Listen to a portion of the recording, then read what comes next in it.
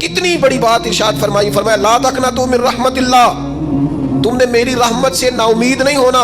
اللہ کی رحمت سے نا مالی کیا ملے گا؟ فرمایا ان اللہ یغفر الذنوب جميعا، اللہ سارے گناہ معاف فرما دے گا۔ تو جن لوگوں کو اللہ کی رحمت پر نبی کریم علیہ السلام تشریف فرما ہے، امام غزالی نے لکھا ہے کہ بدو آ گیا دیہاتی سادہ آدمی، سادے بندے بھی سادے ہوتے ہیں، ان کا بھی اپنا طرز زندگی ہوتا ہے۔ بدو آ گیا سادہ آدمی تھا، آتے السلام علیکم لے کے نا تو کوئی بات ہی نہیں کی، سیدھا سیدھا ہی کہتا یا رسول اللہ صلی اللہ علیہ وسلم یہ بتائیں قیامت کے دن حساب کس نے لینا ہے؟ حضور فرمانے لگے بھائی یہ تو بڑی صاف سی اور مختصر سی اور سادہ سی بات ہے، حساب تو اللہ تعالیٰ نے لینا ہے۔ اب اس نے جو لفظ کہے اللہ کے حبیب کی آنکھوں میں آنسو آ گئے، کہنے لگے اگر اللہ نے حساب لینا ہے پھر انشاءاللہ کرم ہی ہوگا۔ تو حضور فرمانے لگے تمہیں یہ امید کس طرح ہے؟ تو عرض کرنے لگے یا رسول اللہ کریم جب غالب آتا ہے تو معاف ہی کرتا ہے، جب کریم کا غلبہ ہوتا ہے نا، کریم بندہ جب کسی پہ قبضہ کر لے تو پھر معاف کرتا ہے، تو اللہ تو سب سے بڑا مہربان ہے۔ وہ بات کی اور اگلا جملہ ہی کوئی نہیں کہا، وہ چلے گئے۔ تو حضور علیہ السلام نے اب اس بات پر رزلٹ دیا، فرمانے لگے کریم محبوب بندہ سادہ تھا، بات بہت بڑی کر گیا ہے، بڑی بات کر گیا سادہ آدمی۔ میرے عزیز اللہ کی رحمت پر جن لوگوں کو امید ہو، انہیں موت سے ڈر، اور پھر جن کو محبوب کی ملاقات کا شوق ہو نا، ہم نے جان دے دی وعدہ دیدار پر، ہم سے وعدہ کیا گیا تھا کہ تم مرو گے نا تو تمہیں دیدار ملے گا، تو ہم نے جان ہی دے دی وعدہ دیدار، جان ہی دے دی وعدہ دیدار پر۔ اور پھر فرماتے ہیں نقد اپنا دام ہو ہی جائے گا، فرماتے ہیں ہم نے جان دی ہے اس وعدے پر کہ وہ ملے گا، تو امید ہے کہ یہ سودا ادھار نہیں، جیسے ہی قبر میں جائیں گے سامنے حضور کی زیارت نصیب ہو جائے گی۔ اس لیے لحد میں بھی عشق رخ شاہ کا داغ لے کے چلے، اندھیری رات سنی تھی سو چراغ لے کے چلے، یہ حدیث آپ نے بھولنی نہیں، یہ تنہائیوں میں یاد رکھنے کی روایت ہے، یہ تنہائیوں میں پڑھنے کی روایت ہے، یہ اپنے ذوق کو تازہ، جو لوگ کہتے ہیں نا وجد سرور کیف میں جانا چاہتا ہوں، وہ مشکات شریف کی اس حدیث کو دیکھے۔ اللہ کے حبیب علیہ السلام نے فرمایا لوگوں میں تمہیں بتاؤں قیامت کے دن اللہ تعالیٰ بندوں سے پہلا سوال کیا فرمائیں گے اور بندے اس کا جواب کیا دیں گے؟ یا رسول اللہ کرم فرمائیے بتائیے۔ تو کریم فرمانے لگے اللہ تعالیٰ قیامت کے دن بندوں سے سب سے پہلا سوال، اگرچہ بعض اور حدیث میں اور سوالات بھی آئے ہیں قیامت میں جو سب سے پہلے ہوں گے، لیکن اس حدیث میں یہ والا سوال حضور نے بیان فرمایا۔ حضور فرمانے لگے اللہ قیامت کے دن اپنے بندوں سے سب سے پہلا سوال یہ فرمائے گا کیا تم میری ملاقات کو پسند کرتے تھے؟ اوئے ہوئے ہوئے، کیا تمہارا ملنے کو جی چاہتا تھا؟ کبھی اے حقیقت منتظر نظر آ نہ لباس مجاز۔ اقبال کہتے ہیں تیرے کرم اتنے ہیں دل کرتا ہے تجھے دیکھیں، کبھی کبھی اے حقیقت منتظر نظر آ نہ لباس مجاز میں، لاکھوں سجدے تڑپ رہے ہیں میری جبین نیاز میں، تمہارا دل کرتا تھا مجھ سے ملنے کو؟ حضور فرماتے ہیں بندے عرض کریں گے مالک بڑا دل کرتا تھا۔ تو پھر اللہ فرمائے گا یہ گفتگو کی معنویت تو دیکھو یار، اس کا حسن تو دیکھو۔ اللہ پھر پوچھیں گے کیوں دل کرتا تھا تمہارا؟ دل کرتا تھا تو کیوں کرتا تھا؟ عرض کریں گے مالک اس لیے کہ ہمیں امید تھی کہ تو معاف بھی کر دے گا، رحمت بھی فرمائے گا، اس معافی کی امید پر دل کرتا تھا تو ملے۔ حضور فرماتے ہیں پھر رب فرمائے گا مجھ پر واجب ہے، میں نے اپنے کرم سے واجب کر لیا ہے کہ آج تمہیں جنت عطا کروں گا۔ یہ جو ملاقات ہے نا، ملاقات کہ وہ ملیں گے، ان سے ملاقات ہو۔ عمر بیت گئی نا نام جپتے، عمر بیت گئی نا تذکرہ کرتے، ہم سے بھی لوگ پوچھتے ہیں کیا کمائی کی، کیا زندگی میں حاصل کیا، تو ہم کہتے ہیں شرق سے غرب تک، ملک کے کونے سے لے کر دوسرے کونے تک مدینے والے کی بات کی، حضور کا ذکر کیا ہے، نبی پاک اور میں اپنی حیاتی تو قربان تھی وہاں ساری محمد پکینے گزر گئی ساری۔ یہ اعزاز ہے، یہ کرم ہے۔ اب کیا ہوتا ہے گناہگار لوگ اتنا بڑا دعویٰ تو نہیں کر سکتے، لیکن دل تو چاہتا ہے نا کہ چلو جس کا نام لیا ہے اس کی کبھی زیارت بھی ہو، کبھی ملاقات بھی ہو، کبھی نظر کرم بھی ہو۔ کسی نے اپنے محبوب سے کہا تھا کہ ذرا ایک نظر مجھ پہ بھی کیجیے، تو قریب بیٹھے ایک شخص نے کہا یار تو نے بڑا دعویٰ کیا ہے، جو محبوب ہوتے ہیں ان کو تکلیف نہیں دی جاتی، تو کہتا ہے پورا چہرہ ہی تیری طرف پھیرے۔ تو پھر اس نے اس درویش سے پوچھا کہ میں بھلا میں کیا کروں، میرا دل تو میرا بھی کرتا ہے نا، چلو یہ تو آپ کی بات ٹھیک ہے کہ اب میں محبوب سے کہوں کہ اتنی تکلیف کرے کہ میری طرف پورا رخ پھیرے تو ٹھیک نہیں، تو پھر بتائیں میں کیا کروں؟ تو اس نے کہا ان راہوں میں کھڑا ہو جا جن راہوں کی طرف وہ کریم دیکھتا ہے۔ چلو اسی با کردار کو دیکھتے دیکھتے بیچ میں تیرے اوپر بھی نظر، مجھ پہ محشر میں نصیر ان کی نظر پڑ ہی گئی، مجھ پہ محشر میں نصیر ان کی نظر، اوئے ہوئے اللہ کرے آپ کو بھی وہ لطف آئے جو مجھے آ رہا۔ کہتے مجھ پہ محشر میں نصیر ان کی نظر. یہ انتہائی عاجزی ہے کہنے والے کی. اس نے بالکل اپنے آپ کو ختم کر کے کہا کہ میں قابل تو نہیں تھا اور میں پھر تکلیف دیتا کہ میری طرف دیکھیں اسپیشل میرے لیے وقت نکالیں. پر کرم یہ ہوا کہ مجھ پہ محشر میں نصیر ان کی نظر پڑ ہی گئی. کہنے والے اسے کہتے ہیں خدا کا کرنا. کہنے والے اسے کہتے ہیں خدا کا کرنا. اللہ نے کیا کہ نظر مجھ پر پڑ ہی گئی. اور جب پھر پڑ گئی تو تیری ایک نظر کا کمال ہے اور میری زندگی کا سوال ہے. بس جب پڑ گئی تو سو پھر پڑ گئی. موت سے وہ بندہ کبھی نہیں ڈرتا جسے ملاقات کا شوق ہو. ملنا چاہے داتا علی اجمیری سے اور موت سے ڈرے, ملنا چاہے حضرت غوث پاک جیلانی سے اور پھر موت سے ڈرے. زندگی گزری ہو علی علی کرتے پھر موت سے ڈرے. عمر بھر سیدنا عثمان غنی کی سخاوت کی بات کی ہو اور پھر جنت میں جا کے ان سے ملنے کا شوق پیدا نہ کرے. ساری زندگی سیدنا فاروق کا عدل بیان کیا ہو, ساری زندگی ان کے انصاف کا تذکرہ کیا ہو, پوری امت کو بتایا ہو کہ اگر جینا چاہتے ہو تو عمر کے رستوں پر چلو, اور پھر یہ موت سے ڈرے اور مر کے جناب فاروق اعظم کی زیارت کو پسند نہ کرے. جسے صدیق کی وفائیں یاد ہو, جنہیں جناب ابو بکر صدیق کا عشق یاد ہو, وہ پھر ان کی زیارت نہ کرنا چاہے اور ساری عمر حضور کی نعت پڑھی ہو. مانا نہیں آتا تھا پھر بھی کہا بلغ العلا بکمالہ کشف الدجی بجمالہ حسنت جمیع خصالہ صلو علیہ وآلہ سے نہیں ترجمہ آتا تھا, پر جب بھی کو پڑھتا تھا یہ بھی جھومتا تھا مولا یا صلی وسلم دائما. میں آپ کو بتاتا ہوں توتلا آدمی, توتلا اور دیوانہ مجذوب بیچارہ, سمجھ نہیں, توتلا بولنا بھی ٹھیک نہیں آتا. مجھے نماز کا سلام پھرا تو وہ جلدی آ گئے. وہ ایک مجذوب آدمی تھے, سادے تھے, تو سلام لی تو کہنے لگے میں گل کرنی سی. تو میں نے ان سے کہا کہ تھوڑی دیر کے بعد ملتے ہیں. 7 آدمی ہیں, اللہ مجھے معاف کرے, میں کوئی نقل تو نہیں ان کی اتار سکتا. اس زبان کو ہم توتلی نہیں کہتے, ہم اس زبان کو بلالی زبان کہتے ہیں. یہ بڑی خوبصورت زبان ہوتی ہے. یہ جو توتلے لب و لہجے ہوتے ہیں نا, وہ جب بچہ پوری طور پہ اماں نہیں کہہ سکتا, توتلا ہوتا ہے, تو کوئی مزہ آتا ہے اماں کو اماں کہلوانے میں. جب وہ پوری طور پر باپ کو بابا نہیں کہہ سکتا اور توتلا ہوتا ہے تو کوئی مزہ آتا ہے کہنے میں. وہ جب دادی نانی دادا کہتا ہے تو دادے کا دل کرتا ہے یہ 100 بار کہے, کیونکہ اسے کہنا نہیں نہ آتا. لیکن اس توتلاہٹ میں جو اس کو لطف آتا ہے. مجھے بڑے لوگ آ کے شعر سناتے ہیں, میں نے بڑے خوشگلو نعت خوانوں سے زندگی میں سنا ہے. وہ صاحب میرے پاس آئے اور میں نے کہا بعد میں ملیں گے. تو سادہ آدمی ہے, مجذوب ہے, پورا شعور نہیں رکھتا. مجھے کہنے لگا مصطفیٰ جان رحمت کے بعد, مصطفیٰ جان رحمت پہ لاکھوں سلام کے بعد, یعنی مانا یہ تھا کہ سلام کے بعد. تو اب بڑے بڑے سریلے بندوں سے بھی بندہ سنتا ہے, میرا دل کرے. اور میں نے جان بوجھ کے ان سے کہا دوبارہ کیا جی ذرا, کیونکہ توتلے تھے. تو میں نے کہا, تو کہنے لگے مصطفیٰ جان رحمت پہ لاکھوں سلام کے بعد. وہ میرے عزیز یاد رکھو, ساری زندگی حضور کی نعتیں پڑھی, نبی پاک کے تذکرے سنے, اب موت سے ڈر جائیں.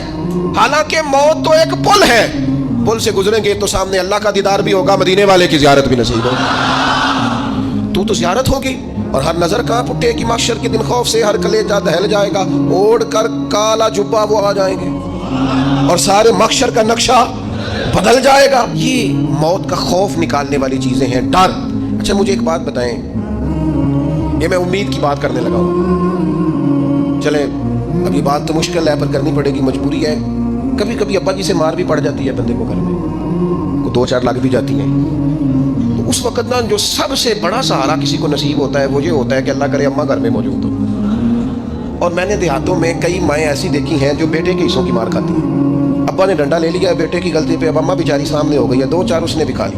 یہ بات آپ سمجھیں, موت کا خوف نکالنے کے مفہوم میں بات کر رہا ہوں. اماں موجود ہونا گھر میں تو ابا سختی بھی کرنے لگے تو کسی وقت احساس ہوتا ہے کہ جناب یہ سختی نہیں ہوگی کیونکہ میری اماں, اور اماں پوری وکیل بن جاتی ہے, کہتی تو نہیں پتا وہ ہو گئی غلطی, وہ فلانے دے منڈے نے خراب کیتا ہے.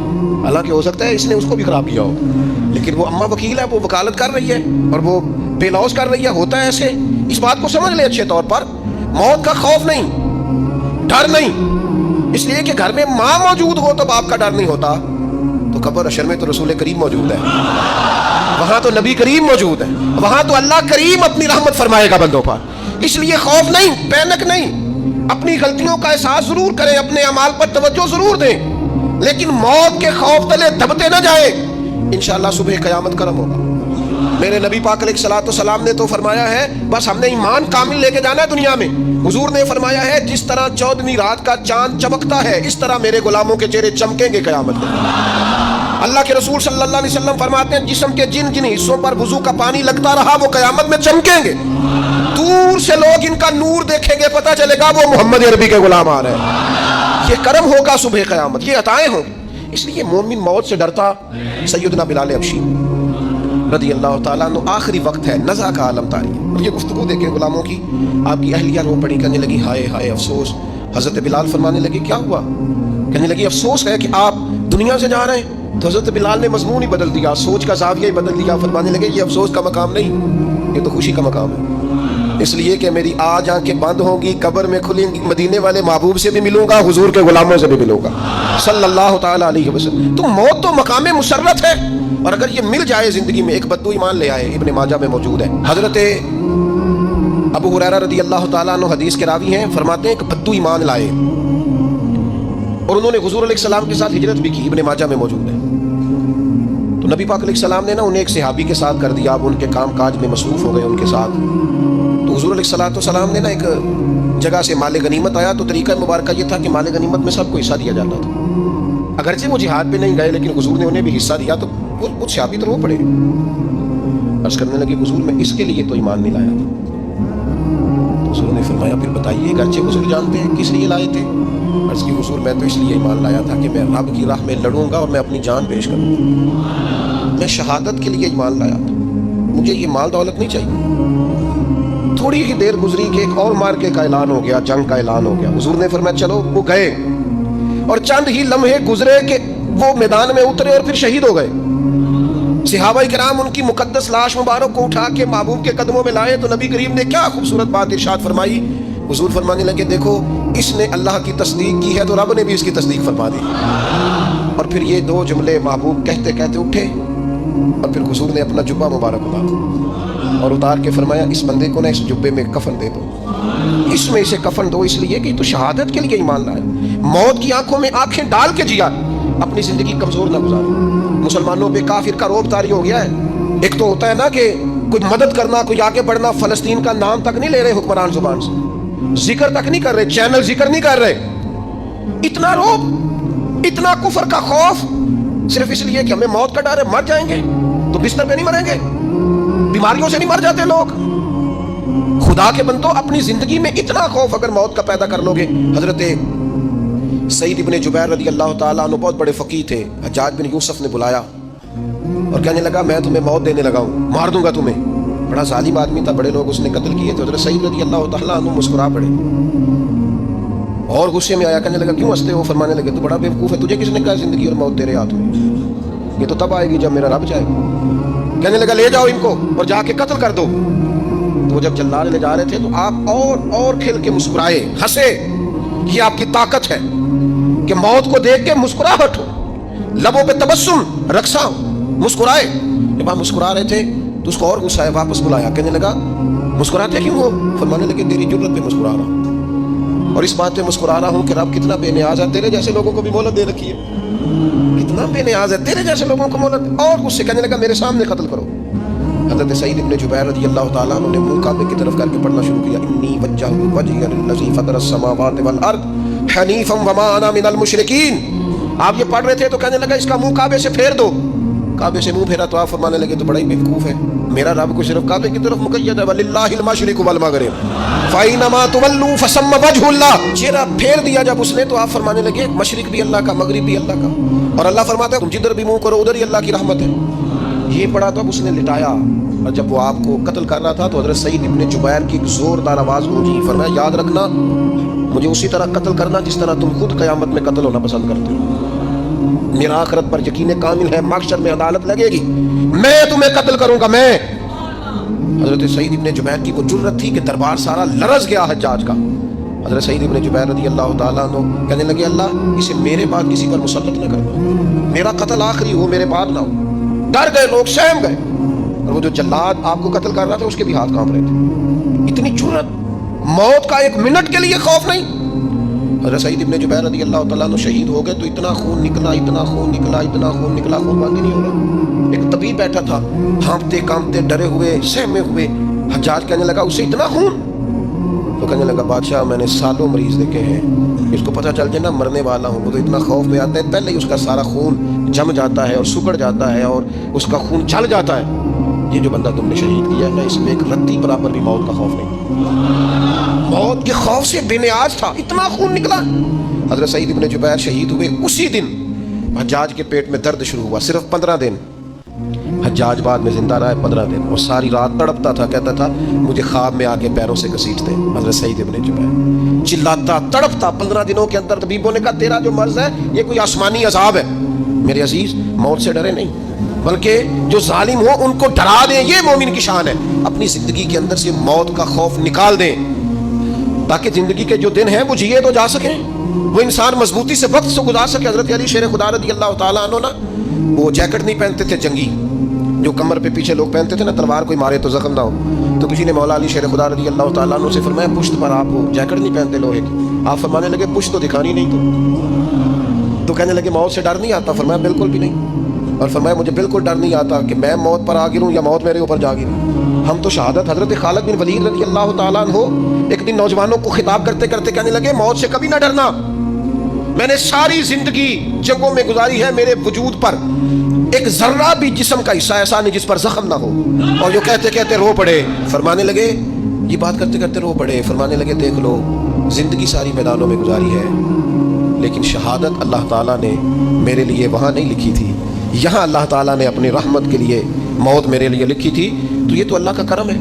قریب ایک بزرگ صحابی اور بیٹھے تھے، فرمانے لگے آپ کی نیت شہادت کی تھی، انشاءاللہ آپ قیامت میں شہیدوں میں کھڑے کیے جائیں گے۔ تو میرے عزیز خوف نہیں موت کا۔ آخر میں 2-3 گزارشات عرض کرنی ہے۔ ایک تو میری آپ سے گزارش ہے، جنہوں نے ابھی تک قرآن مجید کی تلاوت شروع نہیں کی، وہ ابھی سے آج سے 10 منٹ ٹائم ہو تو مسجد میں بیٹھ کے ایک رکوع پڑھ کے جائیں، قرآن مجید نہیں چھوڑنا۔ رمضان کا تعارف یہ ہے کہ شہر رمضان الذی انزل فیہ القرآن، تو قرآن مجید سے دلچسپی۔ دوسری میری گزارش ہے راشن بانٹنے والوں سے بھی کہ مہربانی کریں لائنوں میں لگانا چھوڑ دیں، اور لینے والوں سے بھی میری عرض ہے کہ اللہ تعالیٰ سارا سال عطا کرتا ہے، 3-4 ہزار کے لیے کیوں اپنے آپ کو آپ تکلیف میں ڈالتے ہیں، سارا سال اللہ دیتا ہے۔ اور پھر میری آپ سے یہ بھی اپیل ہوگی کہ طبیعتوں میں حلم پیدا کریں، بردباری پیدا کریں، یہ بڑی ضروری چیز ہے۔ مثبت سوچیں لائیں، روزہ ہماری تربیت کرتا ہے۔ اور پھر آپ سے یہ بھی اپیل کروں گا رمضان شریف کی مقدس گھڑیوں میں صرف اپنے لیے نہیں سوچیں، امت کے لیے سوچیں، بالخصوص فلسطین کے مسلمانوں کے لیے۔ کم از کم دعا مومن کا تیار ہے، وہ تو جم کے کریں اللہ کے حضور۔